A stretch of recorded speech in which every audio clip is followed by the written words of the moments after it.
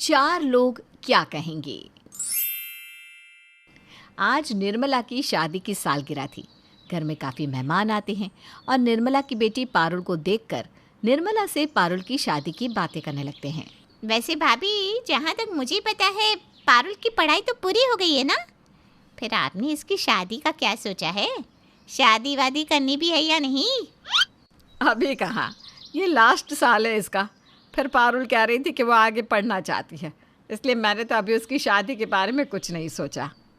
भाभी, जब मैं कंवारी थी ना तो आप मेरे पीछे हाथ धोकर पड़ गई थी शादी के लिए, याद है ना? और आज जब आपकी खुद की बेटी घर में बैठी है तो आपको कोई चिंता ही नहीं हो रही। अरे ऐसा क्यों बोल रही हो? मैंने तुम्हारी शादी कोई ज़बरदस्ती थोड़ी ना कराई थी, वो तो माँ का फैसला था। और तुम भी तो तैयार थी ना शादी के लिए, पर पारुल अभी शादी के लिए तैयार नहीं है। बेटियां तैयार होती नहीं है भाभी, उन्हें शादी के लिए तैयार करवाया जाता है। आज मैं बोल रही हूँ, कल को कोई और बोलेगा। मेरी बात पर गौर करना आप। निर्मला की ननद उसकी कान भरने की कोशिश करती है, पर निर्मला अपनी ननद की किसी भी बातों पर ध्यान नहीं देती। पर कहते हैं ना, जब जवान बेटी घर में होती है तो रिश्तेदारों के साथ पड़ोसियों की नज़र भी उन्हीं पर होती है। अरे चाची, और कितना पढ़ाओगी अपनी पोती को? इससे छोटी उम्र की लड़कियों की शादी हो गई, अब इसकी भी शादी कर दो। चाची, मैं नहीं कर रही हूँ कोई शादी वादी, अभी मुझे पढ़ना है और मेरी किसी भी दोस्त की शादी नहीं हुई है।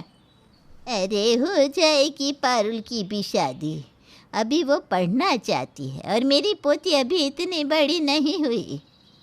ठीक है चाची, अगर अभी आप अपनी पोती की शादी नहीं कराना चाहती तो कोई बात नहीं। वैसे मेरी नज़र में ना एक बहुत अच्छा रिश्ता था, लड़का अच्छे घराने से था। मैंने सोचा क्यों ना मैं अपनी भतीजी का रिश्ता तय कर दूँ। पर आपको तो मंजूर नहीं है ना, अब क्या कर सकते हैं। इतना अच्छा रिश्ता हाथ से निकल जाएगा। पारुल की चाची उषा के कान भरकर चली जाती है। पार्टी खत्म होने के बाद सब अपने घर चले जाते हैं, पर उषा के दिमाग में अब भी अपनी दूर की बहू की बातें घूम रही थी। ऐसे ही एक दिन पारुल कॉलेज के लिए तैयार हो रही होती है। उसको जींस टॉप में कॉलेज जाता देख उषा पहली बार किसी और के भड़काव में आकर अपनी पोती पर रोक टोक करती है। निर्मला बहू, बेटी बड़ी हो गई है, इसे कुछ समझा, घर के काम करवा। इस तरह के छोटे कपड़े पहनकर बोल इसे कॉलेज ना जाया करे, चार लड़कों की नज़र रहती है। दादी, आपको क्या हो गया है? मैं पहली बार तो जींस टॉप नहीं पहन रही हूँ, मैं तो हमेशा से ऐसे ही कपड़े पहनती आ रही हूँ। और प्लीज़ आप ना औरों की दादियों की तरह पुराने ख्यालात वाली मत बनो। आप मेरी मॉडर्न दादी हो, मॉडर्न ही बन के रहो। मैं कोई पुराने ख्यालातों की नहीं हूँ, बस आजकल दिन समय ठीक नहीं है और वैसे भी अपनी इज्जत अपने हाथों में होती है। आज तक मैंने क्या कभी किसी चीज़ के लिए रोक टोक करी है? माँ, दादी को क्या हो गया है? दादी को कुछ समझाओ ना, वैसे भी मुझे लेट हो रहा है। पता नहीं आज कैसी बातें कर रही हैं दादी। ऐसा नहीं बोलते पारुल, तू कॉलेज जा, मैं तेरी दादी से बात कर लूँगी। और माँ जी आप रहने दीजिए ना, समय के साथ वो भी सब समझ जाएगी, अभी बच्ची है। निर्मला अपनी सास की बातों पर ज़्यादा ध्यान नहीं देती और अपनी बेटी को उषा के गुस्से से बचा लेती है। पर निर्मला की ये बात उषा को बहुत बुरी लगती है और वो निर्मला से नाराज़ हो जाती है। शादी की उम्र हो गई है, घर संभालने लायक बेटी हो गई है और मुझे समझा रही है कि अभी तक उसकी बेटी बच्ची ही है। मुझे क्या, जो करना है करे, मैं कौन होती हूँ बोलने वाली? इस घर में मेरी चलती ही कहाँ है? इस तरह से उषा निर्मला को सुनाकर अपने कमरे में चली जाती है। अब इसी तरह से कुछ दिन बीत जाते हैं और पारुल के कुछ दोस्त उससे मिलने के लिए घर पर आते हैं। अरे रोहित, अशोक, तुम दोनों यहाँ अचानक? आने से पहले बता तो देते, कुछ काम था क्या? हमें पता था, हमेशा की तरह इस बार भी प्रीति का बर्थडे भूल गई होगी, इसीलिए हम तुझे याद दिलाने के लिए आ गए। हमने प्रीति के बर्थडे के लिए कुछ प्लान किया है। रात को हम उसका किडनैप करेंगे और उसका बर्थडे सेलिब्रेट करेंगे। बोल, हमारे साथ चलेगी ना? पारुल कुछ कह पाती उससे पहले ही वहाँ उषा आ जाती है और अपने घर में लड़कों को और रात की पार्टी के बारे में सुनकर तिलमिला जाती है, जिसके बाद वो सबके सामने पारुल को और उसके दोस्तों को खरी खोटी सुनाने लगती है। कहा था मैंने निर्मला को, हाथ से बेटी निकल रही है, पर मेरी क्या सुनेगी। अब देखो घर पर आने लगे लड़के, अब लड़कों के साथ जाएगी इस घर की बेटियां रात को पार्टी करने। तुझे लड़कों के साथ कहीं जाने की ज़रूरत नहीं है, जो भी पार्टी करनी है घर पर करना। अगर तूने घर से बाहर कदम रखा तो मैं तेरी टांगे तोड़ दूंगी, समझी।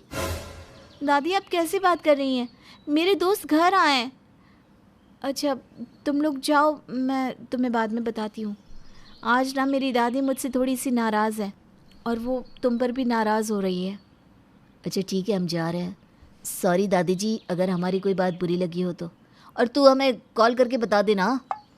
पारुल के दोस्त चले जाते हैं, पर उषा का गुस्सा शांत नहीं होता।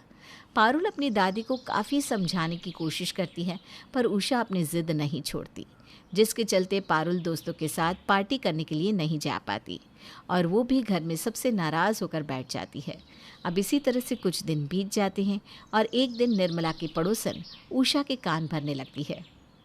अम्मा जी, तुम्हारी पोती तो सच में बिगड़ गई है। बताओ भला, ऐसा भी कौन सा कॉलेज जाती है जो रात के 8 बजे आती है। कल मैंने ना उसे कुछ लड़कों के साथ देखा। अरे उन लड़कों के साथ ऐसे हंसते हुए आ रही थी कि क्या बताऊं। मुझे तो डर लगता है कहीं पारुल हमारे मोहल्ले का नाम ना बदनाम कर दे। अपने काम से काम रखो। मेरी पोती मुझसे पूछ कर जाती है हर जगह, और मेरी पोती ऐसी नहीं है मोहल्ले का नाम खराब करने वाली। तुम अपनी बेटी संभालो। उषा अपनी पड़ोसन को मुंह तोड़ जवाब तो दे देती है, पर पारुल की शिकायत मिलने पर उषा पूरा घर सर पर उठा लेती है। बहू अपनी आँखों की पट्टी हटा। पारुल से छोटी लड़कियों की शादी हो गई है और एक हमारी पारुल है जो बाहर लड़कों के साथ हंसी ठिठोली कर रही है। उसकी यही हरकत रही तो तूने सोचा है रिश्तेदार और 4 लोग क्या कहेंगे। माँ जी, आप तो अपनी पोती पर विश्वास रखिए। हमारी पारुल ऐसी नहीं है, और आप जिसकी बात सुनकर नाराज़ हो रही है ना, उसकी तो आदत ही है इधर की चुगली उधर करने की और लोगों के घरों में आग लगाने की। बहू ऐसे ही आग नहीं लगती, जहाँ चिंगारी होती है वहीं आग लगती है। और उसकी बातों पर मैं विश्वास नहीं कर रही हूँ और ना ही उसके बहकावे में आ रही हूँ। पर तू सच बताना, कुछ दिन पहले भी अपने घर में लड़के आए थे या नहीं? तू मान या ना मान, अब मुझे पारुल के लिए डर लगता है। इतना बोलकर उषा अपने कमरे में चली जाती है। उषा की बातें सुनकर निर्मला भी घबराने लगती है और रात को जब उषा का बेटा विवेक घर आता है तो निर्मला अपने पति से इस बारे में बात करती है। देखिए, मुझे पता नहीं माँ जी को क्या हो गया है, पर कुछ दिनों से उनका रवैया पारुल के लिए ठीक नहीं है। वो हर छोटी बड़ी बात पर पारुल को डांटती है और मुझे भी सुनाती है। अरे इतना परेशान क्यों होती हो? मेरी माँ औरों की माँ की तरह नहीं है, पुराने ख्यालों वाली। वो सब समझती है। अगर वो कुछ कह रही है तो उन्होंने कुछ देखा होगा। उनकी बातें भी सुन लिया करो, उन्हें अच्छा लगेगा। निर्मला अपनी परेशानी विवेक को बताती है, पर विवेक उसकी बातों पर ध्यान ही नहीं देता। अब इसी तरह से कुछ महीने बीत जाते हैं और एक दिन पारुल की नौकरी लग जाती है। पारुल ये खुशखबरी अपने घर वालों को देती है, पर ये खुशखबरी सुनकर उषा ज़रा भी खुश नहीं होती। पारुल बेटा, 15-20 हज़ार की नौकरी पाकर तो तू ऐसे उछल रही है मानो जैसे तूने कोई जंग जीत ली हो। अरे हमने क्या तेरे ऊपर इतने पैसे इसलिए खर्च किए ताकि तू 15-20 हज़ार की नौकरी कर सके? हैं? सरकारी नौकरी करती तो फिर भी मैं मानती। दादी मुझे नहीं करनी सरकारी नौकरी, मुझे तो खुद का बिजनेस करना है और खुद के बिजनेस के लिए मुझे पैसों की ज़रूरत है और ये पैसे मैं अपनी मेहनत से जोड़ना चाहती हूँ। बस इस लड़की से बड़ी बड़ी बातें करवा लो।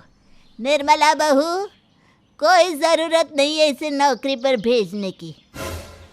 पारुल, तू कल से नौकरी पर नहीं जाएगी और इसके लिए लड़का देखो। हम इसकी इसी साल शादी करेंगे। शादी की उम्र में नौकरी करेगी। दादी मैं अभी आपकी तरह बुढ़िया नहीं हुई हूँ जो शादी कर लूँ। मेरे पास अभी बहुत समय है और इस समय में मुझे सबसे पहले अपना करियर बनाना है, ना कि चूल्हा चौका करना है। देख रही है बहू किस तरह से तेरी बेटी मुझसे ज़बान चलाने लगी है। इस घर में मेरी तो कोई इज्जत ही नहीं है। पारुल, ये क्या बदतमीजी है? बड़ों का लिहाज करना भूल गई है क्या? वो दादी है तेरी, दादी से कोई इस तरह से बात करता है? माँ, मैं जानती हूँ ये मेरी दादी है और मैंने कभी दादी से ऐसे बात नहीं की और ना ही दादी इस तरह की हरकतें करती थी। पर कुछ दिनों से पता नहीं दादी को क्या हो गया है, वो हर छोटी छोटी चीज़ों पर रोक टोक करने लगी है। कहीं ऐसा ना हो कि वो मेरा जीना ही हराम कर दी। इतना बोलकर पारुल गुस्से में वहाँ से तिल मिलाते हुए चली जाती है। पारुल का ये गुस्सा देखकर उषा को बहुत बुरा लगता है और वो रोने लगती है। अपनी सास को रोता देख निर्मला उषा को समझाने की कोशिश करती है, पर उल्टा उषा ही उसे समझाने लगती है। अब मैं बुढ़िया हो गई हूँ ना, इसीलिए मेरी पोती मेरी कदर नहीं करती। पर बहू, मैं अपनी पोती का भला चाहती हूँ। जब चार लोग ये कहते हैं ना, पारुल बिगड़ गई है, लड़कों के साथ घूमती है, पूरी रात पार्टी करती है, इसकी शादी की उम्र हो गई है, हम लापरवाह है, इसकी शादी नहीं करवा रहे तो मेरे दिल को बहुत ठेस पहुँचती है। पर अब पारुल को कौन समझाए जब उसकी माँ ही समझने को तैयार नहीं। माँ जी, मैं सब समझ रही हूँ, आपको पारुल की चिंता है, पर आप ही बताइए, मैं बिना उसकी मर्ज़ी के उसकी शादी कैसे कर दूँ? और अभी उसकी उम्र ही क्या है? अगर वो थोड़ा सा समय मांग रही है तो इसमें हर्ज ही क्या है? बहू, अगर कल को तेरी बेटी कहेगी कि उसे शादी ही नहीं करनी, तो क्या तू अपनी बेटी को सारी उम्र अपने पास बिठा कर रखेगी? उषा की बातों का निर्मला के पास कोई जवाब नहीं था, पर पारुल भी अपनी जिद नहीं छोड़ती और अपनी दादी के खिलाफ जाकर अपनी नौकरी कंटिन्यू करती है। देखते ही देखते 1 साल बीत जाता है। 1 साल बाद पारुल अपने माता पिता से अपनी आगे की पढ़ाई के लिए बात करती है। पापा, मुझे आगे पढ़ना है और उसके लिए मैं अब्रॉड जाना चाहती हूँ। बस यही दिन देखने को रह गया था। और मत सुनो मुझे बुढ़िया को, मैं तो हमेशा गलत ही रहती हूँ ना। और पढ़ाओ बेटी को, विदेश भेजो, ताकि फिर वो हम सबको अपना मुँह ही ना दिखाए और वहीं किसी बिगड़े लंगड़े से शादी करके बैठ जाए। माँ, अब तो बेकार में ही नाराज़ होती रहती हो।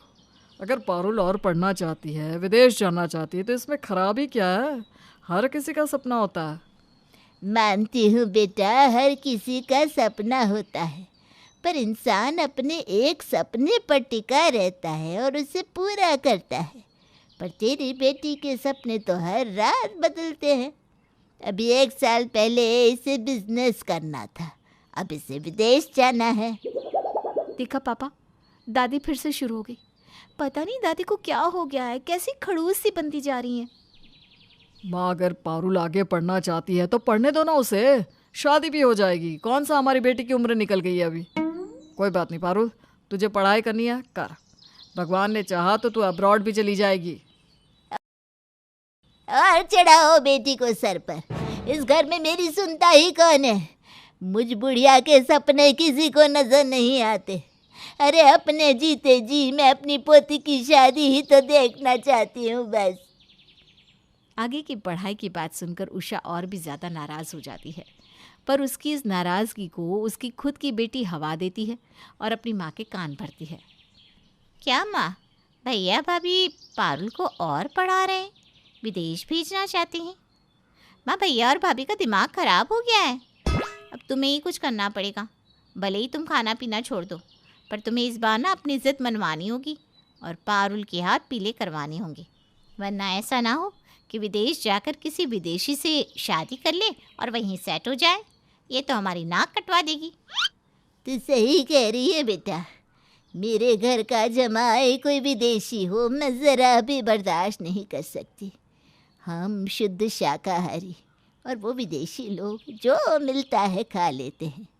अब चाहे कुछ भी हो जाए, पारुल की शादी इसी साल होगी।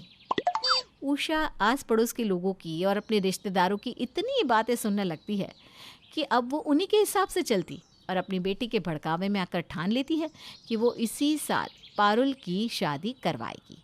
और अब पारुल की शादी के लिए उषा खुद एक रिश्ता देखती है और अपने बेटे बहू से कहती है, मैं अपनी पोती की शादी बहुत धूमधाम से कराऊंगी। ले देकर मेरी एक ही तो पोती है, मैंने ना अपनी पोती के लिए बहुत अच्छा लड़का देखा है। इस रिश्ते से कोई मना नहीं कर पाएगा। पर माँ जी आप जानती है ना, पारुल अभी शादी के लिए राज़ी नहीं है। उसने अब नौकरी भी छोड़ दी है। आपको तो खुश होना चाहिए। बहू, मैं इतनी बेवकूफ़ नहीं हूँ। मैं नहीं जानती क्या कि उसने नौकरी क्यों छोड़ी है। उसने नौकरी छोड़ी है अपनी आगे की पढ़ाई के लिए, ताकि वो विदेश जा सके। उषा और निर्मला आपस में बात कर ही रहे होते हैं, तभी वहाँ पारुल आ जाती है और सारी बातें सुन लेती है। जिस पर पारुल अपनी दादी से कहती है, दादी आपको हो क्या गया है? मैंने कह दिया ना मैं शादी नहीं करूँगी तो नहीं करूँगी। फिर आपने मेरा रिश्ता क्यों देखा? आप जाकर लड़के वालों को मना कर दीजिए। अभी मुझे आगे की पढ़ाई करनी है, मुझे शादी के बारे में नहीं सोचना। पारुल, मेरे मना करने से कौन सा तू अपनी पढ़ाई छोड़ देगी? इसीलिए मैं तेरी शादी करवा रही हूँ। शादी के बाद तू अपनी आगे की पढ़ाई कर लेना, और रही विदेश जाने की बात तो अपने पति के साथ चली जाना। मैंने तेरे लिए जो लड़का देखा है ना, उसकी अमेरिका में नौकरी है। तुम दोनों पति पत्नी एक साथ विदेश में रहना, कमाना और खाना, और हमें भी तसल्ली रहेगी कि हमारे घर की बेटी सही जगह सही सलामत है। अकेली तो विदेश जाएगी, कल को तेरे साथ कुछ ऊंच नीच हो गई तो हम क्या करेंगे बेटा? हम तो बस रोते रह जाएंगे। माँ, दादी को समझाओ ना। निर्मला बहू, मैं तेरी पोती की कोई दुश्मन नहीं हूँ। बेटी की जिद मत देख, एक माँ बनकर सोच। और मुझे बता, क्या मैंने गलत फैसला लिया है? पढ़ाई तो शादी के बाद भी हो जाएगी। अरे मैं खुद चाहती हूँ कि मेरी पोती का सपना पूरा हो। लड़का अमेरिका में नौकरी करता है। शादी के बाद वो पारुल को भी अपने साथ अमेरिका ले जाएगा। वहाँ जाने के बाद पारुल के लिए और आसानी हो जाएगी और उसका सपना भी पूरा हो जाएगा। माँ जी आप सही कह रही हैं। पारुल बेटा, दादी बिल्कुल सही कह रही है। और वैसे भी अब तो तेरी उम्र भी हो गई है। जब तक तेरी उम्र नहीं थी तब तक मैंने तेरा साथ दिया ना। और बेटियों की शादी सही उम्र पर हो जाए तो अच्छा लगता है। तू ही बता, तेरे दोस्तों की भी अब तो शादी हो गई है ना।